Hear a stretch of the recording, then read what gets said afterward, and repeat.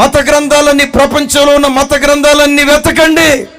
ఎన్ని మత గ్రంథాలు వెతికినా సృష్టి అంతటిలో పరిశుద్ధ దేవుడని పిలువబడే ఒకే ఒక్క దేవుడు కామ క్రోధ లోభ మోహ మద మాత్సర్యాలను జయించిన వాడు, ఆ జన్మ బ్రహ్మచారిని పేరు వహించిన వాడు, పాపము చేయని వాడు, పాపము లేనివాడు, పాపం అంటే ఏమిటో ఎరగని పరమ పవిత్రుడు.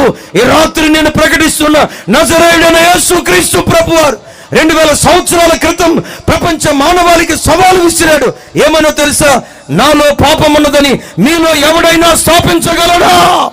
2000 సంవత్సరాల క్రితం నా ప్రభు విసిరిన సవాలు నేటికి మానవాళి చెవుల్లో గింగుర్లమంటూ మారుమోగుతూనే ఉంది.